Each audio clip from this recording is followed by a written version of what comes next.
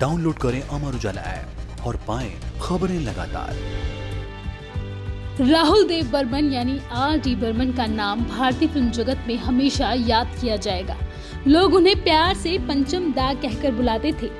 60 से 80 के दशक तक कई सुपरहिट गीत रचने वाले R.D. बर्मन का जन्म 27 जून 1939 को कलकत्ता में सिंगर व कंपोजर सचिन देव बर्मन के घर हुआ था। उन्होंने 331 फिल्मों के लिए म्यूजिक कंपोज किया और ज्यादातर काम अपनी पत्नी आशा भोसले और किशोर कुमार के संग किया। उन्होंने कई बेहतरीन गाने भी गाए, जिसमें शोले फिल्म का मशहूर गाना महबूबा महबूबा भी शामिल है। R.D. बर्मन और आशा भोसले की पहली मुलाकात 1956 में हुई थी, लेकिन तब आशा भोसले शादीशुदा थी और R.D. बर्मन अविवाहित। इसी बीच 1960 में आशा की शादी टूट गई और वो अपना पूरा ध्यान करियर पर लगाने लगी। आशा का साथ बर्मन साहब ने भी खूब दिया, लेकिन 1966 में उनका दिल उनकी ही एक फैन पर आ गया। R.D. बर्मन ने साल 1966 में रीटा पटेल से शादी की। दोनों की मुलाकात दार्जिलिंग में हुई थी और वो बर्मन की फैन थी। रीटा ने अपने दोस्तों से शर्त लगाई थी कि वो बर्मन को डेट करेंगी। दोनों ने एक दूसरे को डेट भी किया और साल 1966 में उनकी शादी भी हो गई। बर्मन की शादी लंबे समय तक नहीं टिक पाई और साल 1971 में उनका तलाक हो गया।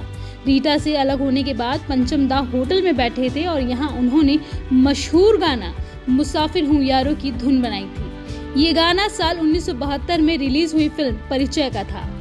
बर्मन और आशा लगातार साथ काम कर रहे थे। दोनों को संगीत से प्यार था और यही उन्हें करीब लेकर आया। दोनों के गाने सुनकर ऐसा लगता था कि पंचम का संगीत और आशा की सुरीली आवाज मानो एक दूसरे के लिए ही बने हैं। कई सालों तक बगैर शब्दों के ही उनके एहसास संगीत की तरह रोमांस बनकर बहते रहे। संगीत उन्हें करीब ला रहा था। इस दौर में दोनों ने एक से बढ़कर एक सुपरहिट गाने दिए। आशा उम्र में 6 साल बड़ी थी और उनके 3 बच्चे भी थे, लेकिन फिर भी पंचम दा ने शादी के लिए आशा को प्रपोज कर दिया। आशा भोसले की पहली शादी अच्छी नहीं रही, जिससे वो काफी परेशान रहती थी, लेकिन वो पंचम दा को मना भी नहीं करना चाहती थी और बहुत सोचने के बाद उन्होंने शादी के लिए हाँ कह दिया। हालांकि पंचम की माँ इस रिश्ते के एकदम खिलाफ थी। जब पंचम ने अपनी माँ से शादी की अनुमति मांगी तो उन्होंने साफ मना कर दिया, लेकिन पंचम ने इंतजार किया अपनी माँ की हाँ का, और वो पल भी आया जब पंचम और आशा एक हो गए। 80 के दशक में दोनों ने शादी कर ली। दोनों अपनी नई जिंदगी में खुश थे।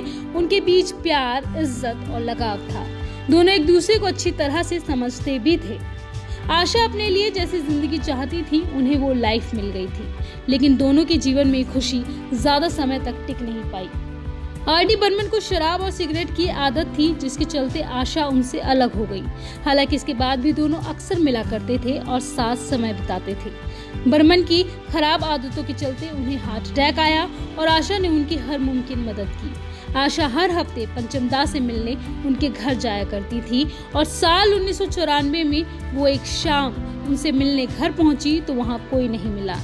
उसी शाम बर्मन के घर काम करने वाले शख्स ने आशा को फोन कर बताया कि उनकी तबीयत खराब है और वो अस्पताल में भर्ती हैं। इसके बाद 4 जनवरी 1994 को उनका निधन हो गया।